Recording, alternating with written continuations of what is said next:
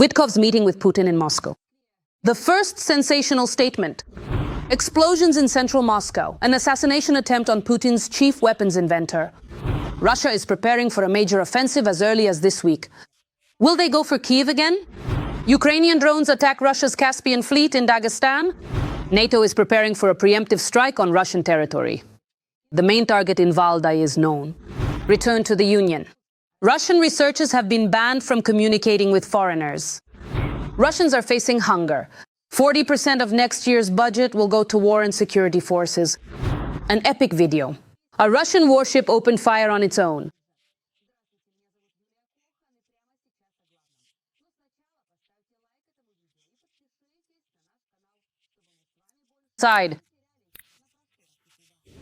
Yesterday, a meeting between the Ukrainian and American delegations did indeed take place in Miami.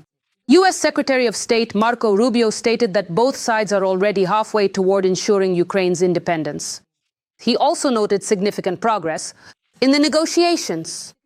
NSDC Secretary Rustem Umerov reported that key issues were discussed: the future of Ukraine, its security, prosperity, and post-war recovery. This is not just about ending the war, it is about completing the creation of a mechanism for the future that will ensure such a war never happens again.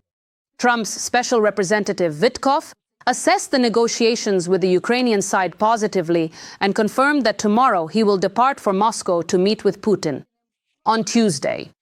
And while the delegations were negotiating behind closed doors, the media reported their own insider information. For example, the Wall Street Journal wrote that the talks with the U.S. concerned the timeline for elections in Ukraine, the possible exchange of territories with Russia, and other pressing issues. CNN reports that the negotiations between the delegations were tough, but at the same time very constructive. During the meeting, the parties discussed some of the most sensitive issues necessary for resolving the war. Ukrainian media outlets also reported on the meeting. RBC Ukraine, citing sources, wrote that Ukraine rejects a point in Trump's peace plan: the renunciation of membership for Ukraine in NATO. The course is enshrined in the Constitution, and changing it would set a bad precedent.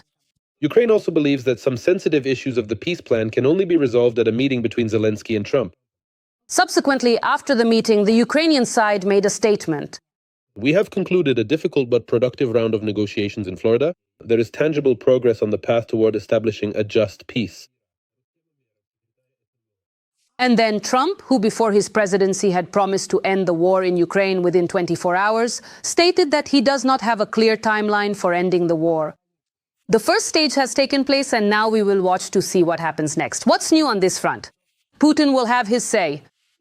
And here's another interesting twist.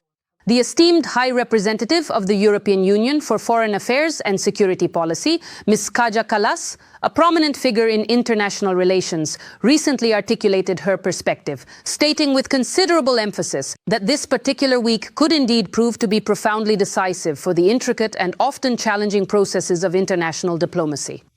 In regard to the ongoing discussions and critical negotiations, regarding the situation in Ukraine, according to her official statements, the European Union has been formally informed that the recent crucial negotiations held in the United States were indeed quite challenging and demanding, yet ultimately proved to be exceptionally productive and yielded significant positive outcomes. And in the meantime, write in the comments whether you believe these negotiations will actually lead to anything, and whether Ukraine will be forced to make concessions.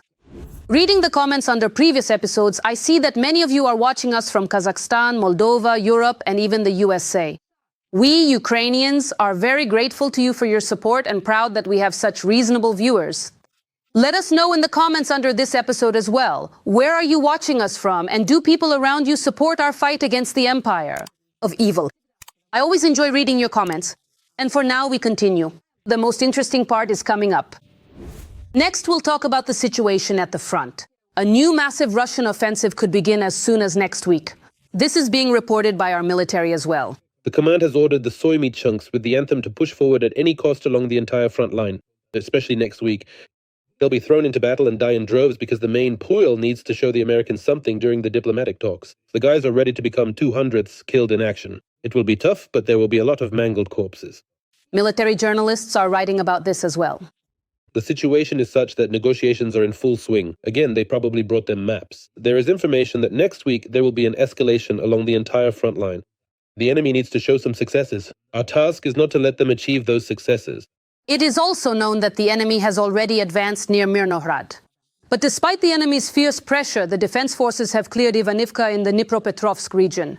This is confirmed by data from the deep state resource. However, both Russians and the whole world should not forget who they are dealing with. Ukrainian soldiers. The AFU will not leave Donbas even if they are ordered to do so. This was reported by NBC News, citing Ukrainian soldiers stationed in that direction. What is happening on and around the front lines at this very moment is covered in our report. Greed that doomed the Russian occupiers. Near Berdyansk, during a special operation, Chechen Kadyrovites were sent to the afterlife, according to the main intelligence directorate. Ukrainian partisans discovered that the valiant marauders of Don had set up a scheme to sell the fuel they themselves had stolen. The bearded men were selling diesel at the same spot on the highway near Berdyansk. In the end, that very spot became their mass grave.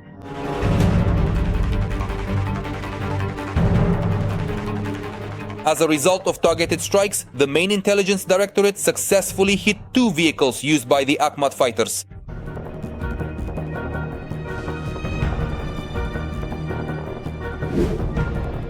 Furthermore, this weekend Putin lost 2 tankers from his shadow fleet, which are under sanctions for their involvement in transporting Russian oil. These were attacked in the Black Sea by Ukrainian drones. Sibabi.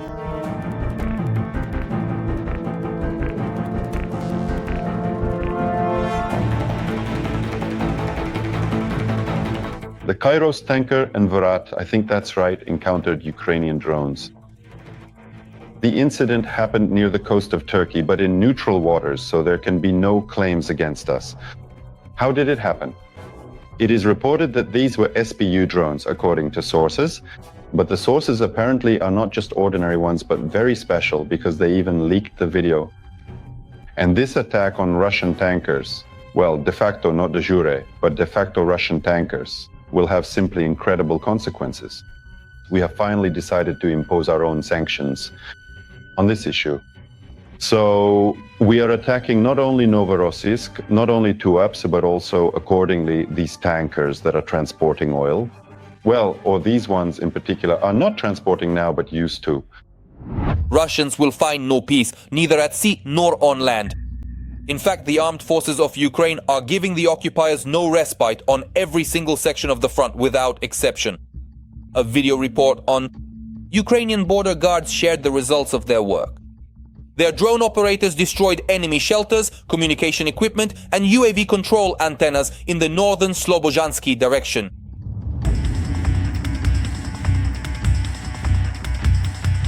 As a result, the enemy in this direction has effectively lost its eyes and ears and is temporarily unable to conduct full-scale combat operations.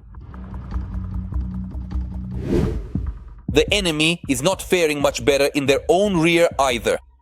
There, in the vicinity of the village of Mokra Orlovka in the Belgorod region, our MiG-29 fighter from the Ghost of Kyiv unit carried out precision strikes on the occupiers' command post.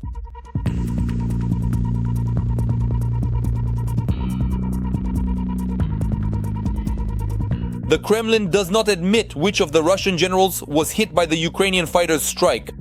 However, Ukrainian intelligence hints that as a result of the raid, the Russian army may lose several high-ranking military officials at once.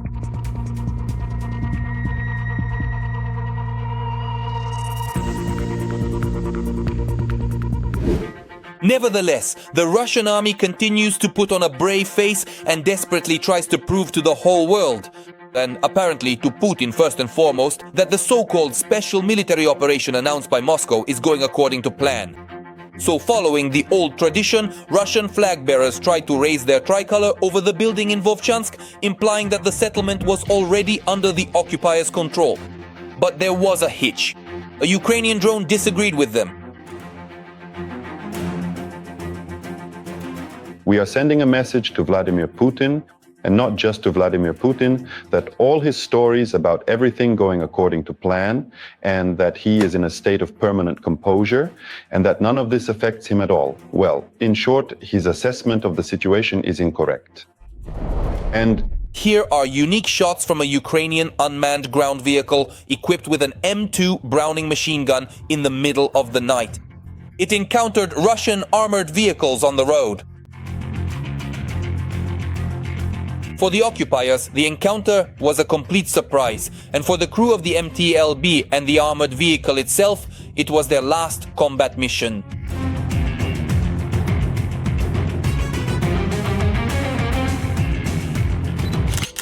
They were left not only without equipment, but also without the means to deliver it. Even in the rear, Russian occupiers can only dream of peace. And it's all thanks to concerned partisans. Recently, they carried out a successful sabotage operation in Bryansk, delivering a precise strike against enemy railway logistics.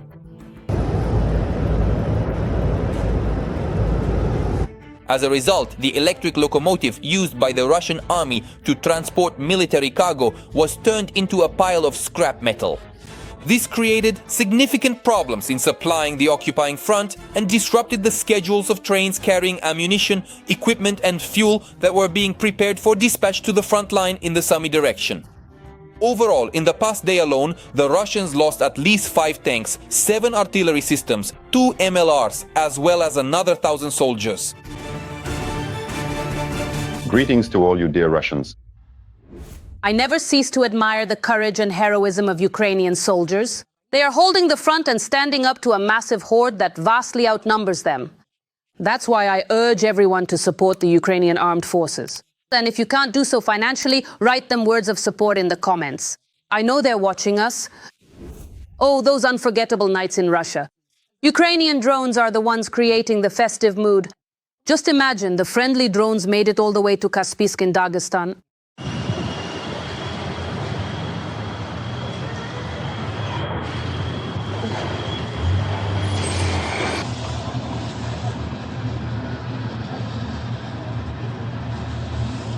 The target was likely the naval base of Russia's Caspian flotilla. But you know, Russians are the kind of people who can, so to speak, arrange a holiday for themselves. Fireworks. These videos show unsuccessful missile launches in Novorossiysk, a major port city located on the Black Sea coast of Russia, is renowned for its strategic importance as a key transportation hub and naval base. Situated in Krasnodar Krai, it serves as the largest port in the Black Sea basin, facilitating extensive trade and maritime activities. Historically, it has played a crucial role in various conflicts and economic developments, making it a significant urban center with a rich and complex past.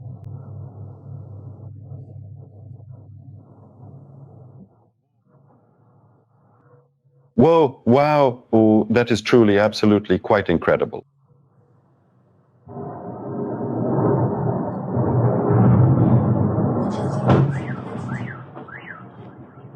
You can see that the ship isn't leaving the dock and all the launches are happening right next to the shore. You can also see that at least 8 missiles are launched simultaneously from a single carrier and immediately fall down. NATO is considering a more aggressive response to cyber attacks, sabotage, and airspace violations by Russia. The alliance is already considering the possibility of carrying out a preemptive strike against Russia. This was reported by the Financial Times. For example, the chairman of NATO's military committee, Admiral Giuseppe Cavo Dragoni, stated that the alliance is considering strengthening its response to hybrid warfare on the part of Moscow. We are studying everything. In cyberspace, we respond to events. We are considering being more aggressive or proactive, instead of just reacting to events. What do you think about such statements? Write your thoughts, don't hold back in the comments. We have repeatedly told you about cases of the deaths of Russian designers, inventors, and all those involved in military development. Today, the ranks of those developing technologies for the Russian army may have thinned even further.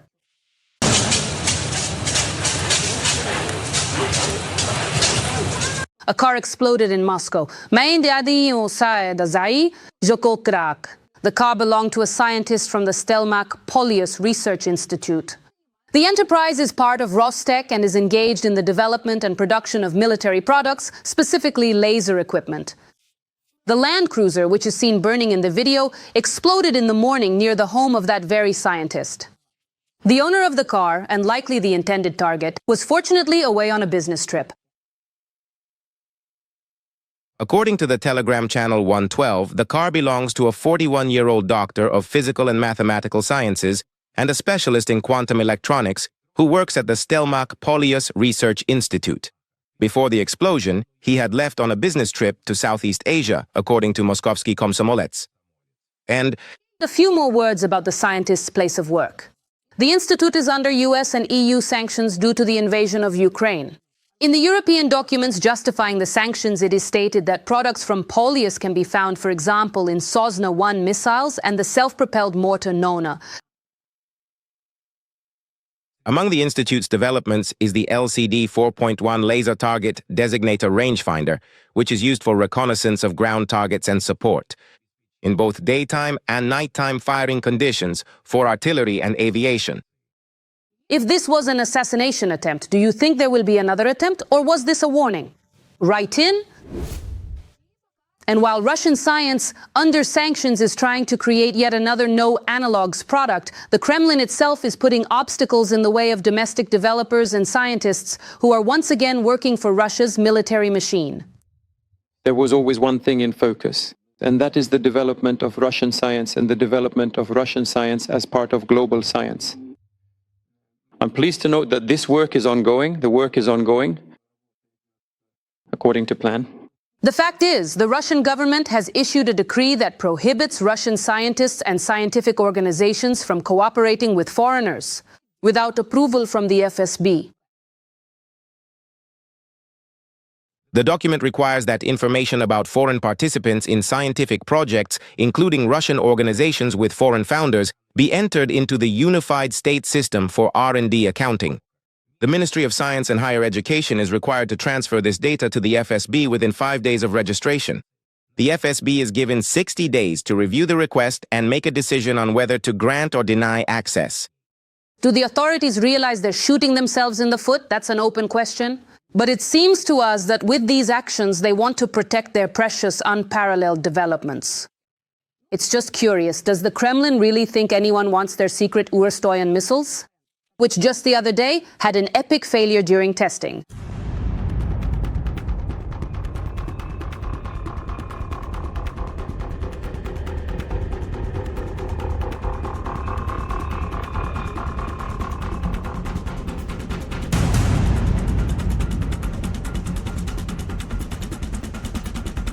Oh, sorry, it performed a reverse takeoff.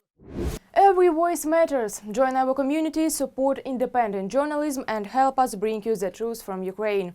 Become a member of Ukraine Today. Join us now.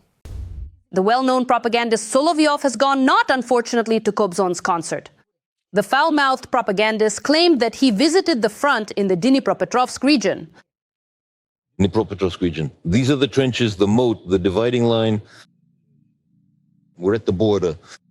On one side is the Donetsk People's Republic, on the other side, Dnipropetrovsk region, just like that. Already in the Dnipropetrovsk region, but then I went back and it was the Donetsk People's Republic again. Oh. Solovyov gave more details about his frontline trip from the Mosfilm studio. He says he wanted to go to the Dnipropetrovsk region so badly that he drove for 33 hours. We spent 33 hours in the car, drove 3,000 kilometers, just to, well, I had a dream to visit the Dnipropetrovsk region. Back in Soviet times, I somehow never made it there. So I decided, well, now's the time to go. I'd been planning to for a long time, and now somehow everything just lined up. Especially after I watched the report by my friend Murat Gadzhiev, who went there, showed everything from RT. So take a look. We went to the Dnipropetrovsk region. We traveled with Kurabek Kurayev, a colonel and a hero of our reports. He is the commander of the 36th Brigade, a young colonel in a general's position. He was just recently awarded the Hero Star by the Minister of Defense. An amazing guy, charming and cheerful. And we drove through the places where the Far Eastern Express passed, sweeping away everything in its path.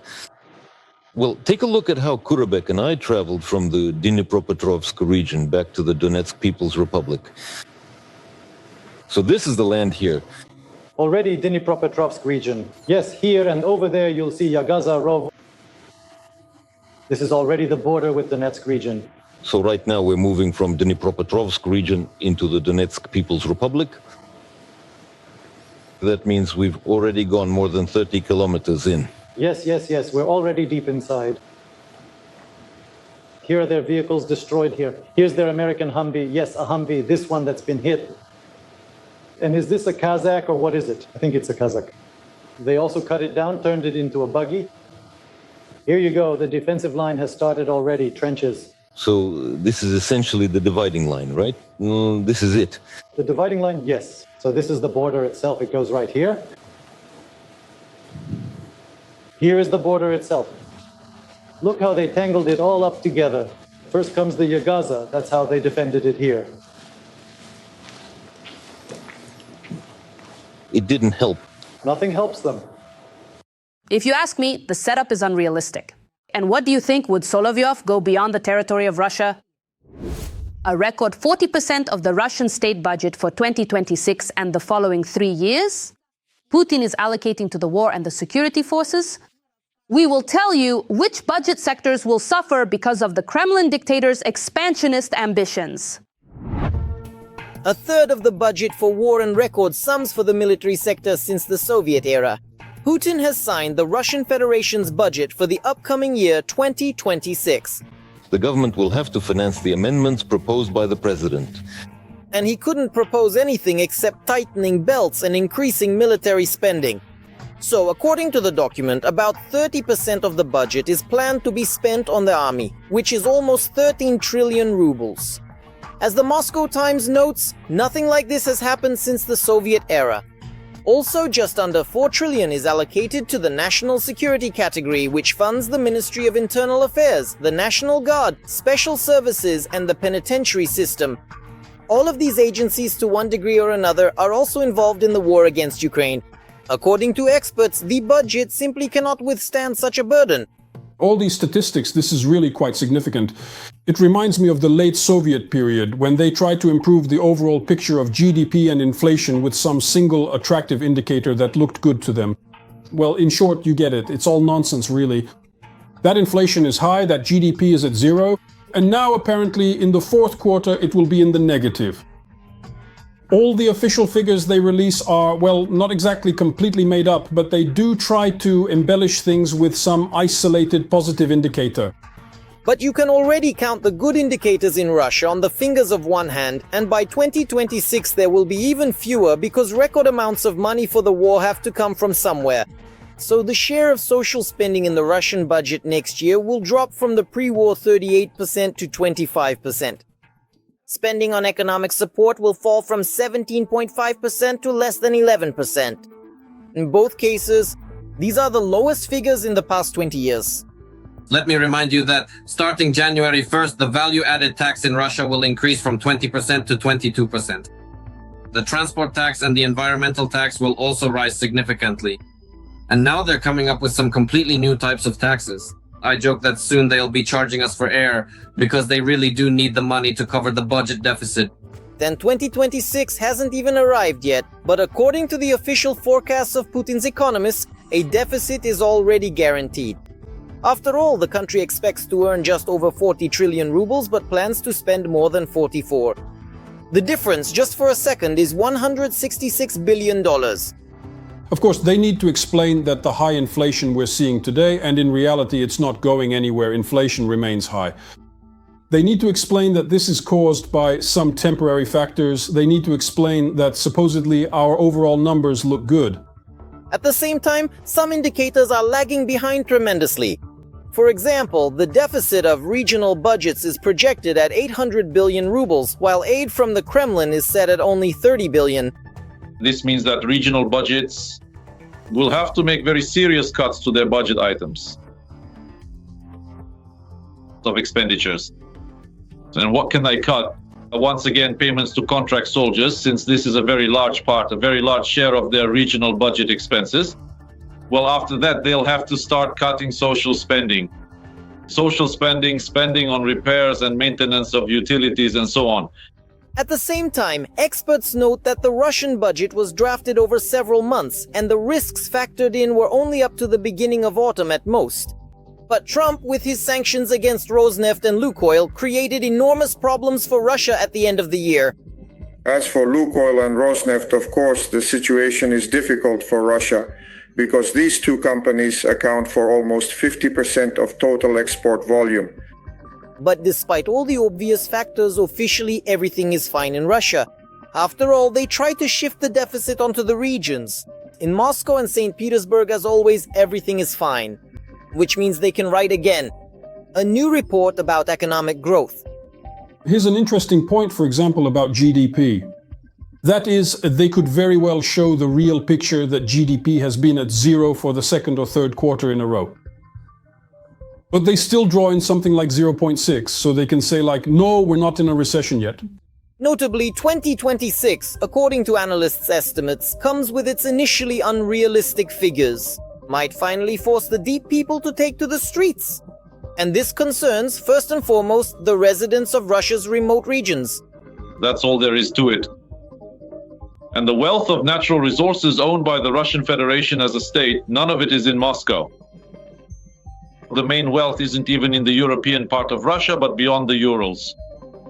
And these parts of the Federation will inevitably start asking the question, why should we keep feeding Moscow, which lives in luxury, and maybe also St. Petersburg and a few other very large cities, while we ourselves live in poverty? Moreover, one of the most important factors of discontent will be the new taxation on small businesses. Analysts suggest that more than half of private enterprises will simply be strangled by the increased duties.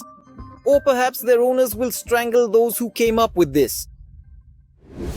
Russians are afraid to buy apartments. The culprit is Larisa Dolina, a greedy, singing Putin supporter. She sold her apartment and gave the proceeds from the sale to fraudsters. But the system took her side and returned the apartment to the singer, who justifies Russian military aggression. As a result, the losers were the buyers of the apartment, to whom Dolina never returned the money. More details to follow. Connections in the Kremlin have ruined the Putin-supporting artist Larisa Dolina, and she is being widely cancelled. The name of the popular artist is now closely associated with fraudulent schemes and deception. The Dolina effect is a phenomenon caused by the spread of a scheme in which the seller of an apartment, shortly after its sale, tries to challenge the transaction, claiming to have become a victim of fraudsters and lost the proceeds from the sale. It all started after the Z artist, having been deceived by fraudsters, used her government connections to take it out on the buyer. The day before, the Cassation Court upheld the decision on the complaint filed by the apartment buyer, Polina Luri. Larisa Dolina was given back the apartment she had sold on the advice of fraudsters, and it was stated that the singer does not have to return the money to the buyer, since Luri is capable of suing the fraudsters herself for compensation. After the Russian miscarriage of justice decided to leave an innocent woman without money or an apartment, both companies and listeners began to cancel Larisa Dolina. Friends, we've made an important decision. Larisa Dolina's house in Moscow has been temporarily excluded from our delivery zone. Until the buyer's money is fully returned, our juicy whoppers and crispy fries will not be delivered there. People's artist of Russia, Larisa Dolina, may be cut from the musical film The Incredible Adventures of Shurik. As Abzats has learned, the reason is the negativity surrounding the people's artist's name due to the apartment scandal. Did you know that a Dolina wall has appeared in Moscow? After this high-profile case, Muscovites have a new urban legend. Buyers of second-hand real estate are bringing things. They bring various souvenirs, toys, logs and candles to Dolina's house. And the most interesting thing is that they bring slippers. Slippers are a symbol of home comfort. According to the legend, if you bring them to Dolina's house before buying an apartment, the deal will go well. The seller won't fall under the influence of scammers and later won't demand the apartment back. People also leave notes. Let's take a careful look. What does it say there? The old lady won't trick you with a two-room. The old lady won't trick you with a two-room. Let's hope that Dolina's wall really does help honest buyers. Well, I'll light some candles. May everyone's deals go through without returns or lawsuits. Right now, Larisa Dolina is taking over the trends of Russian social media. Weather. Hundreds of Russians to one of the singer's songs are demanding their money back for various purchases and trips since they were under the influence of scammers.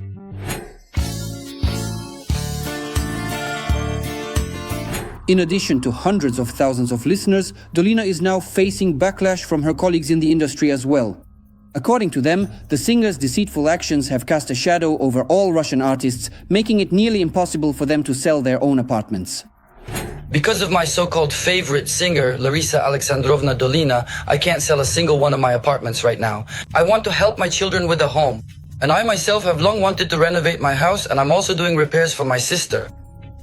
And now, thanks to this singer whom I can't stand, and now, just because of this whole situation, I have to go through all these drug rehab clinics, go somewhere, I don't even know why. It's all just incomprehensible. If the buyer finds out that I'm an artist, then apparently I might try to scam someone. There were also those who came to the defense of the singer-swindler. Just like Dolina herself, artists, Putin's entourage. Grigory Leps, Valeria and Yosif Prigozhin believe that the singer did the right thing regarding the apartment issue. And as an argument in Dolina's favor, they cite her support for the war unleashed by Putin. One could say it's some kind of conspiracy, a special campaign directed at her. Dolina found herself in the role of a sinner whom everyone wants to stone. I don't want to be among those who throw stones at her. That's not Christian. Everyone is rejoicing. Right now they're mocking her, but Dolina is a patriot. She has lived for 70 years, performed on the front lines for free. The pro-Putin artists are absolutely convinced. Support for the war and serving the Kremlin's interests. They are granted indulgence in any disputes and conflicts with ordinary mortal Russians. It's very funny. Lukashenko wants to build an airplane. The Westerners have left. Thank God they left. We will develop our own. The head of the administration of the Belarusian dictator announced that, by order of Alexander Lukashenko, domestic aircraft designers are working on creating their own airplane. According to him, this is the pinnacle of the aviation development plan in Belarus. Lukashenko wants to reach this pinnacle by 2029 to 2030. Considering that this market, we are essentially starting from scratch and we have no foundation to build on, the numbers look super impressive. Growth from 30% up to threefold. There is good established contact with all the key aviation factories in Russia. This includes the plant in Baranovichi, the Minsk Civil Aviation Plant, and the Orsha Aviation Plant. As the Belarusian official rightly noted, the aviation industry in the Republic is struggling. That's why Lukashenko enlisted the support of his big brother Russia and Putin. We inherited a solid production base from the Soviet Union for manufacturing various types of equipment, from agricultural machinery to the equipment needed for aircraft repair. We have preserved and expanded this base. Today we can use it together. This is what President Putin and I agreed upon. But judging by the results of the Russian aviation industry's work, this won't help Belarus very much. Even in its best days, Russia couldn't build an airplane from scratch, let alone now under sanctions. Meanwhile, in Russia itself, people have been waiting for years for the fully import-substituted MS-21 aircraft to enter service, a plane whose development began back in the 2000s and which airlines were supposed to receive as early as 2016. After yet another postponement of the MS-21 certification deadlines, now it's expected only by the end of next year. So far, it looks like yet another propaganda fairy tale and an opportunity to embezzle a few billion rubles. What do you think of our news? Let us know what we should change to become better. We will definitely take your feedback into account. In the meantime, please like this video to support what we do. And be sure to subscribe to our channel, Ukraine Today, so you don't miss future episodes. See you.